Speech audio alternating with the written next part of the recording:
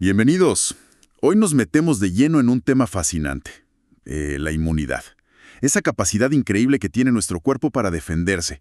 ¿Cómo distingue lo propio de lo ajeno a nivel celular? Es increíble. Es una pregunta central, ¿sí? Y vamos a explorarla hoy, usando como guía el capítulo 35 del Guyton y Hall, un clásico de fisiología. Vamos a desglosar las dos grandes ramas, la inmunidad innata, la que traemos de fábrica, digamos. Que ya tenemos. Exacto. Y la adquirida, que es la que el cuerpo va aprendiendo, desarrollando con el tiempo, a veces sin que ni nos demos cuenta. Perfecto. Entonces, la misión de hoy es meternos en los mecanismos básicos de estas dos inmunidades, ¿no? Entender cómo el cuerpo detecta una amenaza y cómo responde. Justamente. Veremos cómo identifica a los invasores y cómo despliega respuestas que pueden ser, increíblemente específicas y potentes. Arranquemos por lo básico entonces. El cuerpo resiste microbios, toxinas, todo eso que daña tejidos. A eso le llamamos inmunidad. Exacto. Y como decíamos, hay dos tipos principales. La innata, que es más general, ya está ahí lista para actuar. La primera respuesta. Sí. Y luego está la inmunidad adquirida o adaptativa. Esa se desarrolla después de una primera exposición a un agente específico. Tarda más en aparecer, semanas o meses, pero es mucho más fuerte. Bien. Hablemos primero de la innata, esa primera línea. ¿Qué incluye? ¿Cómo funciona? Bueno, son varios mecanismos bastante generales. Por un lado, la fagocitosis. Eso de comerse a los invasores. Tal cual, células como los leucocitos y los macrófagos que están en los tejidos literalmente engullen bacterias, restos celulares, otros invasores. Limpieza y defensa. Exacto.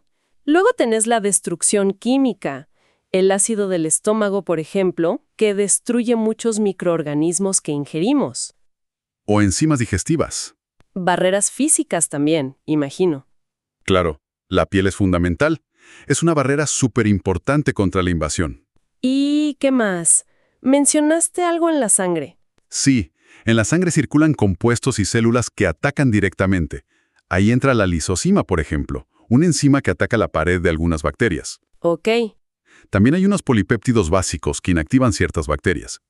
Y un sistema muy importante, el complejo del complemento. Ese nombre ya apareció. Lo vemos después, ¿no?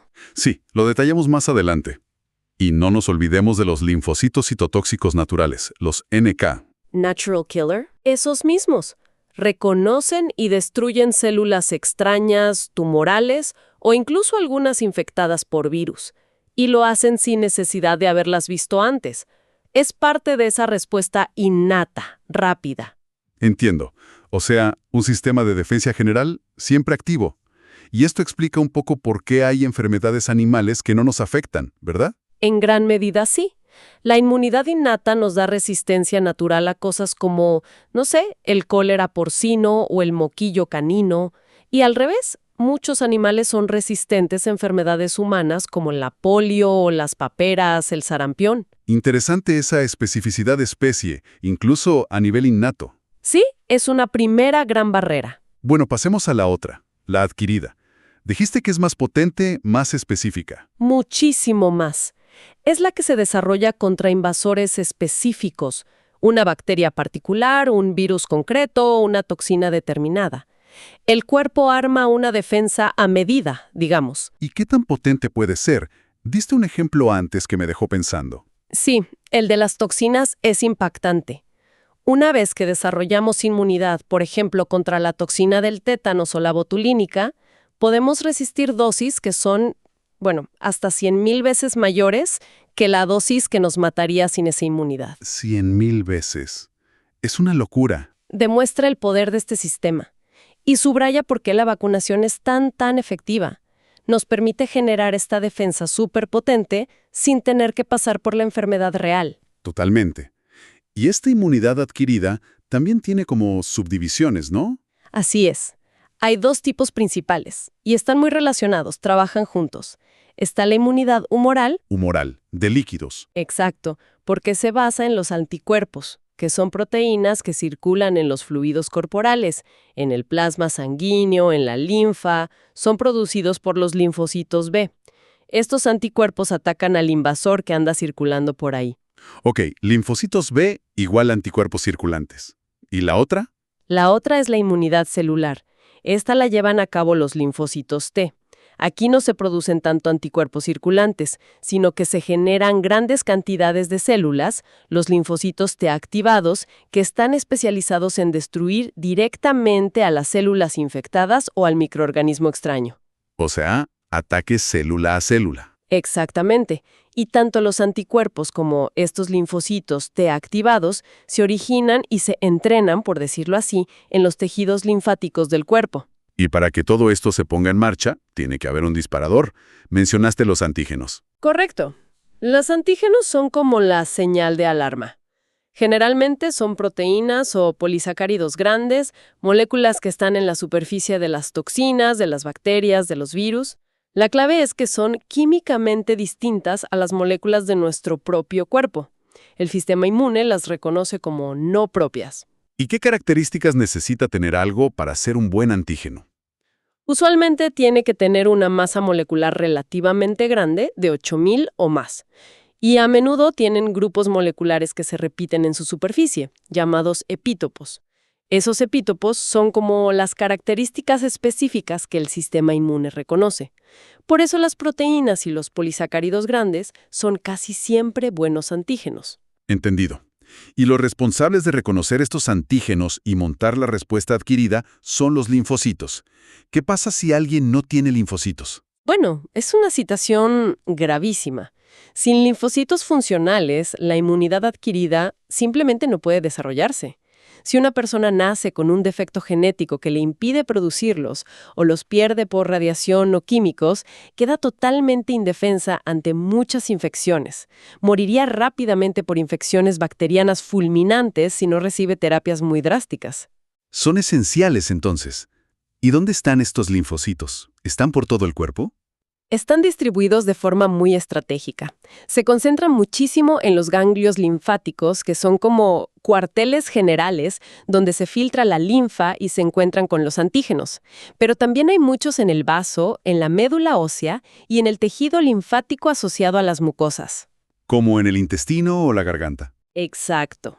El tejido linfoide del intestino intercepta antígenos que vienen de la comida o de microbios intestinales. El de la garganta, como las amígdalas y adenoides, captura los que entran por las vías respiratorias. Los ganglios de distintas partes del cuerpo vigilan los tejidos periféricos. Y el vaso, el timo, la médula ósea vigilan la sangre. Están por todos lados para interceptar invasores lo antes posible. Una red de vigilancia total. Mencionaste linfocitos T y B. Vienen de la misma célula madre, pero después se diferencian. ¿Cómo es ese proceso? Sí, ambos derivan de células precursoras en la médula ósea, pero después, para volverse funcionales, necesitan pasar por un proceso de preprocesamiento o maduración en lugares distintos. ¿Dónde? Las células que van a ser linfocitos T migran al timo. Es una glándula que está en el pecho detrás del esternón. De ahí viene la T, de timo. Ajá. En el timo, estas células se dividen muchísimo y, lo más importante, desarrollan una diversidad enorme de receptores específicos, cada uno capaz de reconocer un antígeno diferente. Y además, pasan por una selección muy rigurosa. La selección que mencionaste antes, para no atacar lo propio. Exactamente. El timo les presenta a estos linfocitos T en desarrollo los propios antígenos del cuerpo, los autoantígenos. Si un linfocito T reacciona fuerte contra un autoantígeno, es eliminado, se destruye y se fagocita. ¿Y cuántos se eliminan? Pueden eliminar hasta el 90%. Es un control de calidad brutal. Solo se liberan del timo aquellos linfocitos T que han demostrado que no reaccionan contra lo propio, sino que solo están listos para atacar antígenos extraños, de bacterias, virus, toxinas o incluso de trasplantes. Es clave para la autotolerancia, para no atacarnos a nosotros mismos. Fundamental. Y este proceso ocurre sobre todo antes del nacimiento y en los primeros meses de vida. Si se quita el timo después de ese periodo, la inmunidad celular se reduce, pero no desaparece del todo, porque ya hay linfocitos T maduros circulando. Pero si se quita antes del nacimiento, puede impedir casi por completo el desarrollo de la inmunidad celular. Entendido. ¿Y los linfocitos B? ¿Dónde maduran ellos? Los B se preprocesan principalmente en el hígado durante la vida fetal media, y después, al final del embarazo y tras el nacimiento, en la médula ósea. La B viene originalmente de la bolsa de Fabricio, un órgano de las aves donde se descubrieron, pero en mamíferos es la médula ósea, bone marrow en inglés. Ok, V de bone marrow. ¿Y en qué se diferencian principalmente de los T una vez maduros? Dos cosas clave. Primero, su función principal es secretar anticuerpos, esas proteínas reactivas que circulan. No es la célula B en sí la que ataca directamente, como el T citotóxico. Y segundo, tienen una diversidad de receptores, que serán los futuros anticuerpos, incluso mayor que los T. Generan millones y millones de tipos de anticuerpos distintos. Una vez maduros, también migran y pueblan los tejidos linfáticos. Entonces, tenemos millones de tipos de linfocitos T y B preformados, cada uno listo para un antígeno específico. ¿Cómo funciona eso de los clones? Claro, cada uno de estos linfocitos preformados, ya sea T o B, es capaz de formar un solo tipo de anticuerpo o un solo tipo de receptor T, con una especificidad única. Y solo el antígeno que encaja perfectamente con ese receptor puede activar a ese linfocito en particular. Es como una llave y una cerradura súper específica. Tal cual. Cuando un linfocito es activado por su antígeno específico, empieza a reproducirse masivamente. Genera muchísimos linfocitos duplicados, idénticos al original. A todos estos linfocitos idénticos, derivados de uno o unos pocos originales, se les llama clon de linfocitos. ¿Y qué hacen esos clones? Si el linfocito original era un B, la mayoría de los clones se diferenciarán en células plasmáticas, que son las fábricas de anticuerpos, y secretarán enormes cantidades de ese anticuerpo específico a la sangre.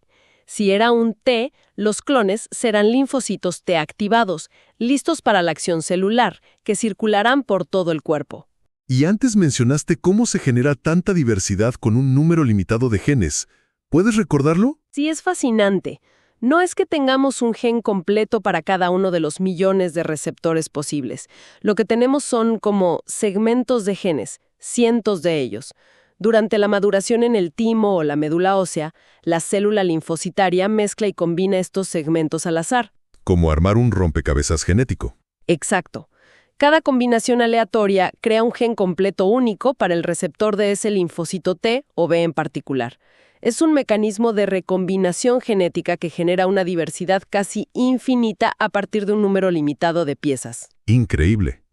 ¿Y cómo se activa un clon específico? ¿Cómo siente el linfocito que llegó su antígeno? Cada linfocito B tiene en su membrana miles, como 100,000, moléculas del anticuerpo que puede producir. Actúan como receptores. Los linfocitos T también tienen receptores en su superficie. Los receptores de células T, TCR, son muy específicos. Cuando llega el antígeno que encaja con ese receptor, se une a él en la membrana de la célula. Esa unión es la señal que dispara la activación. Es importante.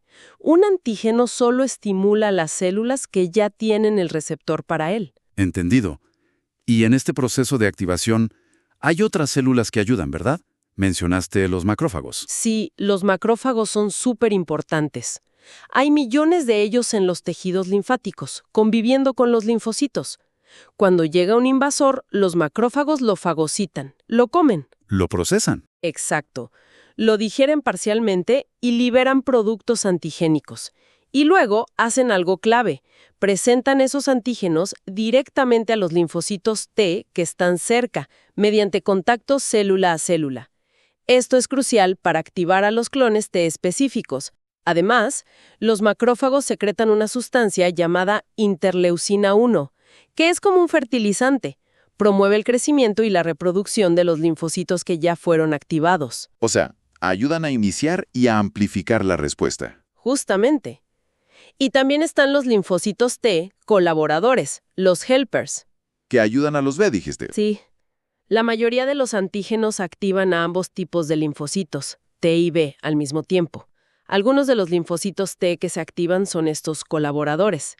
Ellos secretan unas sustancias específicas llamadas linfocinas o citoquinas que activan potentemente a los linfocitos B específicos que reconocieron el mismo antígeno. Sin esta ayuda de los T colaboradores, la cantidad de anticuerpos que producen los linfocitos B suele ser bastante pobre. Es un trabajo en equipo, entonces. B, T, colaborador y macrófago, todos coordinados. Totalmente. Es una interacción celular muy compleja y regulada. Hablemos un poco más de los linfocitos B y cómo producen anticuerpos. Antes de que llegue el antígeno, están como dormidos, ¿no? Exacto. Los clones de linfocitos B están latentes en los tejidos linfáticos. Cuando entra un antígeno extraño, los macrófagos lo capturan y lo presentan a los linfocitos B y T cercanos. Si un linfocito B reconoce el antígeno con su receptor de superficie y además recibe la ayuda de un linfocito T colaborador activado por el mismo antígeno, Se activa a pleno. ahí se activa potentemente, empieza a crecer, se transforma en un linfoblasto. Algunos de estos linfoblastos se diferencian aún más, en plasmoblastos.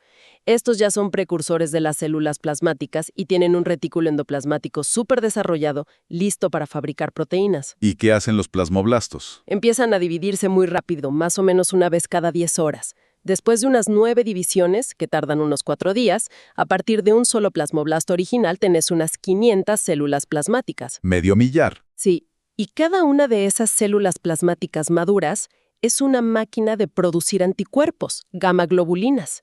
Producen a una velocidad tremenda, unas 2000 moléculas de anticuerpo por segundo. Por segundo. Impresionante. Y esos anticuerpos se secretan a la linfa, de ahí pasan a la sangre y circulan por todo el cuerpo buscando al invasor. Este proceso de producción masiva dura varios días o semanas, hasta que las células plasmáticas se agotan y mueren. Y ahí entra la memoria inmunológica que mencionaste antes. ¿Cómo se forman esas células de memoria? Bueno, no todos los linfoblastos que se generan cuando se activa el clon B se convierten en células plasmáticas. Una parte de ellos se diferencian en nuevos linfocitos B, muy parecidos a los del clon original, pero que no se ponen a fabricar anticuerpos de inmediato. Esos son los linfocitos de memoria. ¿Y qué hacen? Aumentan mucho la población del clon específico para ese antígeno. Circulan por el cuerpo, se establecen en los tejidos linfáticos y quedan ahí, digamos, dormidos inmunológicamente, pero listos. Esperan hasta que el mismo antígeno los active de nuevo en una futura exposición. Y por eso la segunda respuesta es más fuerte. Exactamente. Cuando el mismo antígeno vuelve a entrar, se encuentra con una población mucho mayor de células de memoria listas para responder, en comparación con los pocos linfocitos B vírgenes que había la primera vez. Por eso la respuesta secundaria es mucho más rápida, mucho más potente y dura más tiempo. Es el principio clave detrás de la eficacia de las vacunas con dosis múltiples o refuerzos. ¿Y también mencionaste células plasmáticas de larga vida? Sí, además de los linfocitos B de memoria, parece que hay células plasmáticas que pueden vivir mucho tiempo, incluso décadas, residiendo en la médula ósea o otros tejidos, y estas siguen produciendo niveles bajos pero constantes de anticuerpos. Esto podría explicar la inmunidad de por vida contra algunas enfermedades como el sarampión o la viruela. De hecho, se han encontrado anticuerpos funcionales contra la gripe de 1918 en personas que sobrevivieron a esa pandemia, 90 años después. Increíble memoria biológica. Pasemos a los anticuerpos en sí. ¿Qué son exactamente? Son proteínas, específicamente gamaglobulinas, y se les llama inmunoglobulinas, abreviado IG. Son una parte importante de las proteínas del plasma, como un 20%. ¿Y su estructura? La mayoría están formados por 4 cadenas de polipéptidos, 2 cadenas pesadas, más largas, y 2 cadenas ligeras, más cortas, unidas entre sí, formando una especie de Y. Como una Y. Sí, y en esa Y, los extremos de los brazos forman la llamada porción variable. Esta parte es diferente para cada anticuerpo específico, y es la que se une al antígeno. Es única para cada clon. La base de la Y es la porción constante. Esta parte es más similar entre anticuerpos de la misma clase y determina otras propiedades del anticuerpo, cómo se difunde por los tejidos, si se pega a ciertas células, se activa de complemento, etc. Y la especificidad es asombrosa, dijiste. ¿Cómo logran unirse tan específicamente? Se debe a la secuencia única de aminoácidos en esas porciones variables. Forman una estructura tridimensional que encaja perfectamente con la forma del epítope del antígeno, como una imagen en espejo o una llave en su cerradura. Se unen fuerte usando varios tipos de enlaces débiles, hidrófobos, de hidrógeno, iónicos. La mayoría de los anticuerpos son bivalentes, o sea, tienen dos sitios de unión idénticos en los brazos de la Y, lo que les permite puentear antígenos. Y hay diferentes clases de anticuerpos. Sí, hay 5 clases principales: IgM, IgG, IgA, IgD e IgE. Cada una tiene funciones un poco distintas. La IgG es la más abundante en sangre, como el 75% del total.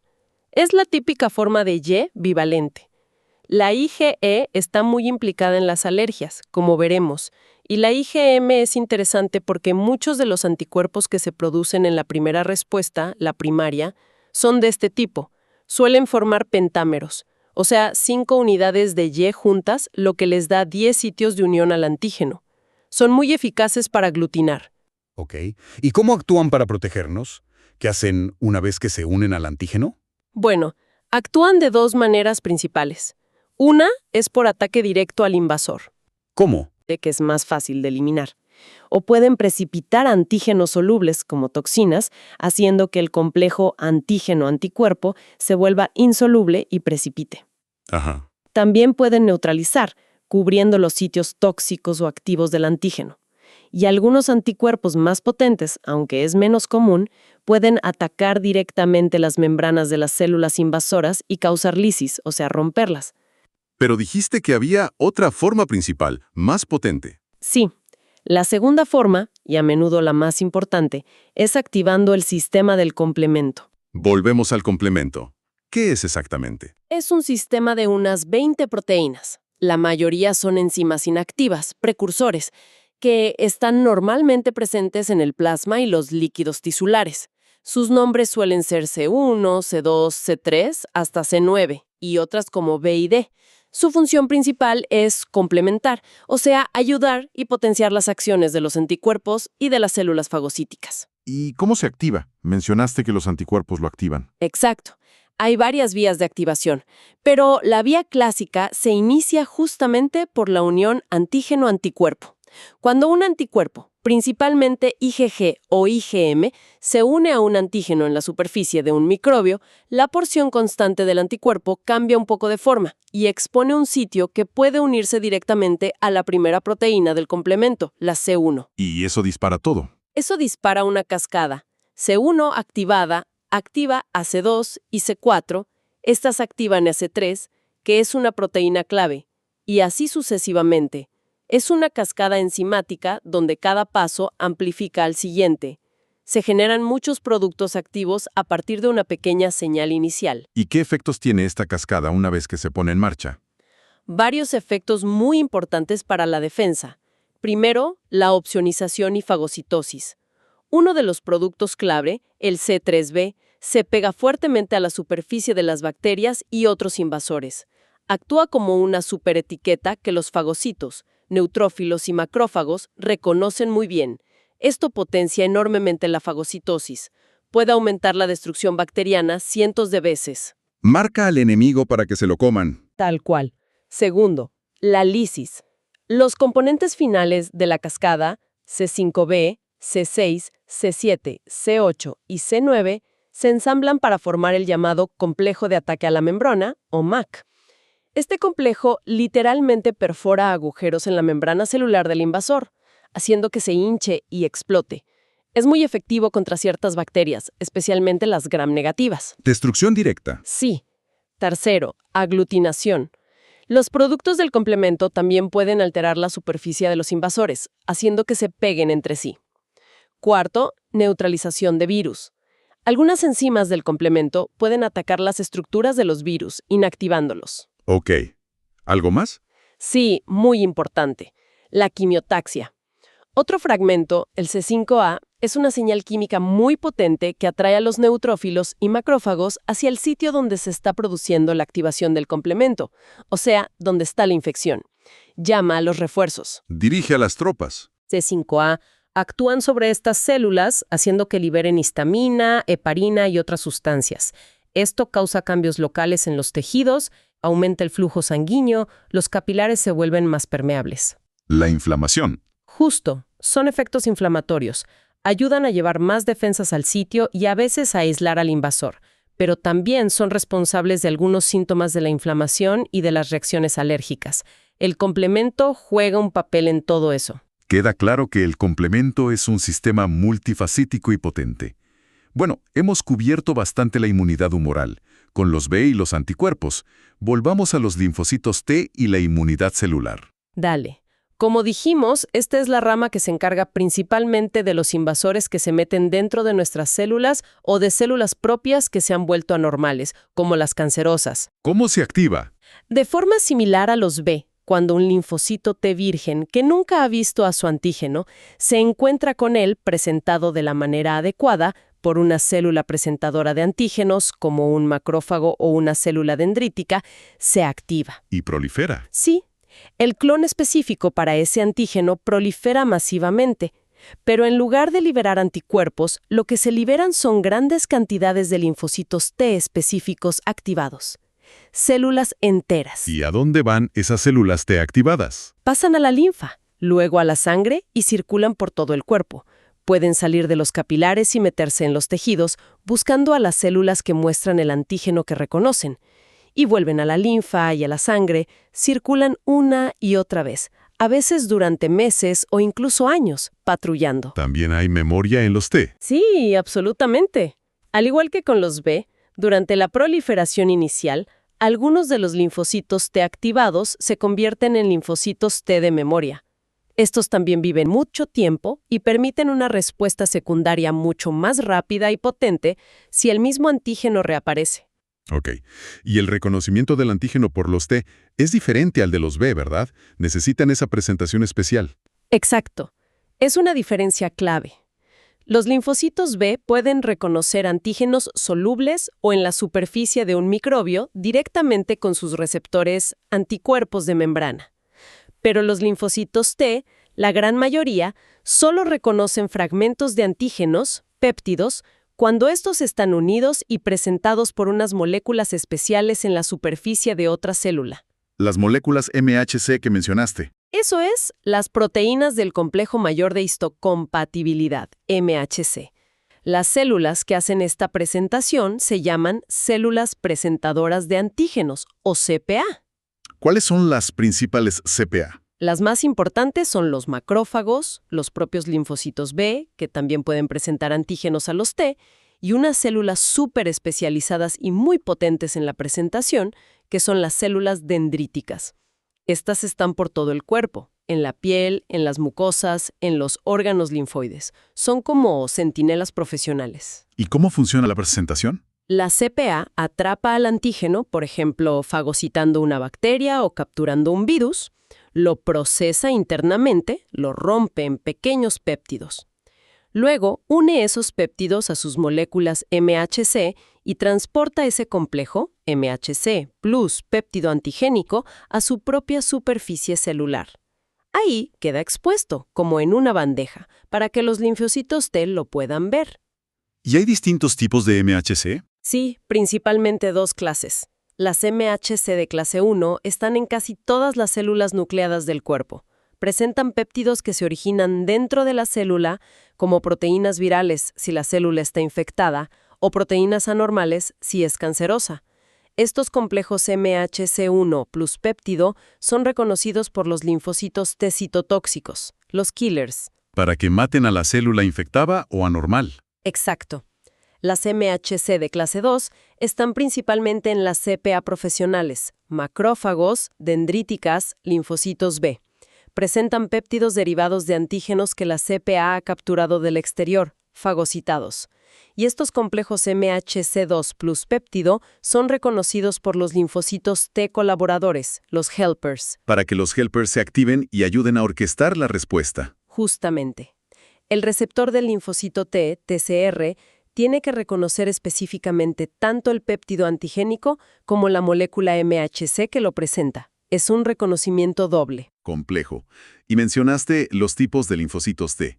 Colaboradores, citotóxicos y reguladores. Hablemos un poco de sus funciones. Dale. Los linfocitos T colaboradores, o helpers, que suelen tener una molécula llamada CD4 en su superficie, CD4+, son los más numerosos, más del 75% de los T. Son cruciales, actúan como los reguladores centrales de casi toda la respuesta inmune. ¿Cómo lo hacen? Producen y secretan una gran variedad de esas señales químicas llamadas linfocinas o citoquinas.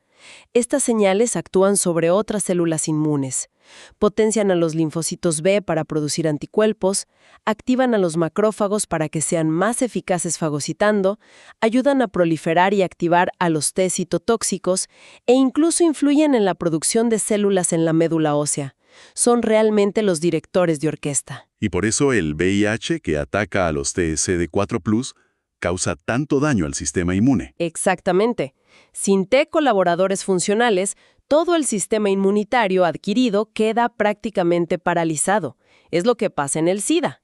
Además, los T-helpers se pueden diferenciar en subtipos como TH1, TH2, TH17, que orquestan tipos específicos de respuesta inmune, más orientada a lo celular o a lo humoral o a reclutar ciertos tipos de células. Entendido. ¿Y los T citotóxicos? Los T citotóxicos o killers, que suelen ser CD8+, son las células de ataque directo. Su función es reconocer y matar a las células del propio cuerpo que han sido infectadas por virus, o que son cancerosas, o incluso células de un trasplante de órgano de otra persona, rechazo. ¿Cómo matan? Su receptor TCR se une fuertemente al complejo MHC1 plus péptido antigénico en la célula diana. Una vez unido, el T citotóxico libera sustancias letales. Una muy importante son las perforinas, que forman poros, agujeros, en la membrana de la célula atacada. También liberan enzimas y otras sustancias citotóxicas que entran por esos poros y activan la muerte celular programada, apoptosis, en la célula diana. La célula atacada se hincha y se disuelve. ¿Y el T citotóxico qué le pasa? Una vez que ha entregado el golpe, puede desprenderse de la célula moribunda e ir a buscar y matar a otra célula que presente el mismo antígeno. Son asesinos seriales muy eficientes. Son cruciales para controlar infecciones virales y eliminar células tumorales incipientes. Impresionante. ¿Y los T reguladores? Los linfocitos T reguladores, a veces llamados supresores, muchos son CD4+ también, pero con otras marcas como FOXP, tienen una función de control. Su trabajo es frenar la actividad de los otros linfocitos T, tanto los colaboradores como los citotóxicos. ¿Para qué?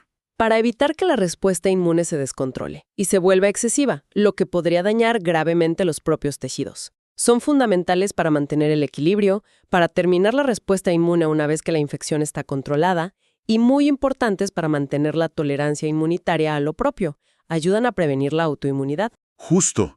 Hablemos de eso. La tolerancia. ¿Cómo se asegura el sistema de no atacarse a sí mismo? Como dijimos, la clave es el proceso de selección que ocurre durante la maduración de los linfocitos, especialmente la selección negativa en el timo para los T, y un proceso similar en la médula ósea para los V. Los clones que reconocen fuertemente los autoantígenos son eliminados o inactivados. A esto se le llama delesión clonal o anergia clonal. Pero a veces falla. Sí, a veces este mecanismo de tolerancia falla o se rompe más tarde en la vida. Puede ser por factores genéticos, infecciones que confunden al sistema, mimetismo molecular, donde un microbio tiene antígenos parecidos a los nuestros, o daño tisular que libera autoantígenos que normalmente estaban ocultos. Cuando se pierde la tolerancia, el sistema inmune empieza a atacar a los propios tejidos del cuerpo. Y eso son las enfermedades autoinmunes. Exactamente. Hay muchísimas, más de 100 descritas. La fiebre reumática, por ejemplo, donde se atacan las articulaciones y válvulas cardíacas después de una infección por estreptococos. La glomerulonefritis, que afecta a los riñones. La miastenia grave, donde se atacan los receptores musculares y causa debilidad y parálisis. La esclerosis múltiple. Sí, donde se ataca la mielina de los nervios. El lupus eritematoso sistémico, LES, que puede afectar a múltiples órganos. Son enfermedades a menudo crónicas y debilitantes, causadas por nuestro propio sistema de defensa. Un recordatorio de lo complejo y delicado que es este sistema. Hablamos de generar inmunidad activa con infecciones o vacunas.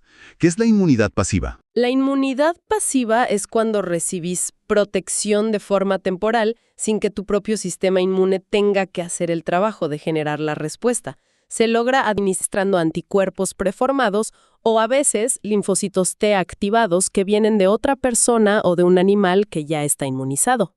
Como un préstamo de inmunidad. Exacto. Por ejemplo, si te expones al tétanos y no estás vacunado, te pueden dar inmunoglobulina antitetánica, anticuerpos, o los anticuerpos que la madre pasa al feto a través de la placenta o al bebé por la leche materna. ¿Y cuánto dura? Es temporal. Los anticuerpos infundidos duran unas 2 o 3 semanas en el cuerpo antes de ser eliminados. Los linfocitos T transferidos duran menos, quizá horas o días si son de animal o semanas si son de humano. Proporciona protección inmediata, lo cual es útil en emergencias, pero no genera memoria inmunológica. El cuerpo no aprende a defenderse solo. Entendido.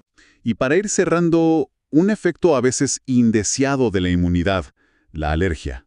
¿Cómo se relaciona? La alergia es básicamente una respuesta inmunitaria exagerada o inapropiada a sustancias que normalmente son inofensivas para la mayoría de la gente. Es una forma de hipersensibilidad. Hay distintos tipos. Sí. Uno es la alergia de tipo retardado, que está mediada por linfocitos T activados, no por anticuerpos. El ejemplo clásico es la reacción a la hiedra venenosa. La sustancia química de la planta no es tóxica en sí misma, pero en personas sensibilizadas activa a los linfocitos T en la piel. Y causa la dermatitis. Exacto. Los T activados invaden la piel, liberan citoquinas, atraen macrófagos, y todo eso causa una inflamación y daño tisular importante. Tarda 1 o 2 días en desarrollarse, por eso se llama retardada. Y las alergias más comunes como al polen, a los ácaros, a alimentos. Esas suelen ser las alergias llamadas atópicas o de hipersensibilidad inmediata y están mediadas por anticuerpos de la clase Ig. Hay una tendencia genética a producirlas. Las personas alérgicas producen grandes cantidades de anticuerpos Ig específicos contra el alérgeno, la sustancia que causa la alergia. ¿Y qué hace esa Ig? La Ig tiene una característica especial. Se une muy fuertemente a la superficie de unas células llamadas mastocitos, que están en los tejidos, y basófilos, que circulan en la sangre. Estas células están cargadas de gránulos llenos de mediadores químicos potentes, como la histamina. O sea, la Ig arma a los mastocitos. Exacto. Los deja preparados. Cuando el alérgeno entra de nuevo en el cuerpo, por ejemplo, respiramos polen, se une a las moléculas de Ig que están pegadas en la superficie de los mastocitos. Si el alérgeno logra unir a varias moléculas de Ig a la vez, eso dispara una señal inmediata dentro del mastocito. ¿Y qué pasa? El mastocito se degranula. Libera bruscamente el contenido de sus gránulos al exterior. Libera histamina, proteasas y también sintetiza y libera otros mediadores como leucotrienos, antes llamados sustancia de reacción lenta de la anafilaxia o SRSA, prostaglandinas, factores quimiotácticos, una bomba química. ¿Y esos mediadores causan los síntomas? Sí, la histamina y los demás causan efectos locales muy rápidos. Dilatan los vasos sanguíneos, enrojecimiento, aumentan la permeabilidad de los capilares, hinchazón, fuga de líquido, formación de moco y contraen el músculo liso de la zona. Y según dónde ocurra, da distintos síntomas. Claro, si la reacción es en la piel, causa urticaria, ronchas rojas que pican. Si es en la nariz, causa fiebre del heno o rinitis alérgica, congestión, estornudos, secreción nasal. Si es en los bronquios, causa asma. Los músculos lisos de los bronquiolos se contraen, broncoespasmo, se inflama la vía aérea, se produce moco y cuesta respirar. Se cree que los leucotrienos, SRSA, son especialmente importantes en el asma. ¿Y la anafilaxia? La anafilaxia es la reacción alérgica más grave. Ocurre cuando el alérgeno entra directamente en la circulación sanguínea, por ejemplo, una picadura de abeja en alguien muy alérgico o un alimento. La liberación masiva de histamina y otros mediadores ocurre por todo el cuerpo. Causa una vasodilatación generalizada y una fuga capilar masiva, lo que puede llevar a un shock circulatorio, caída drástica de la presión arterial. Además, puede haber un broncoespasmo severo que impida respirar. Es una emergencia médica que requiere tratamiento inmediato, usualmente con adrenalina. Qué increíblemente complejo es todo este sistema. Desde las defensas generales, innatas, hasta estas respuestas súper específicas, con memoria, de la inmunidad adquirida, tanto humoral como celular, y con controles tan finos como la tolerancia. Definitivamente, un sistema poderosísimo, con múltiples capas, mecanismos de ataque, comunicación entre células, memoria, y como vimos, con mecanismos de control igualmente complejos para evitar que se vuelva contra nosotros mismos, aunque a veces fallen, como en la autoinmunidad, o reaccionen de forma exagerada, como en la alergia.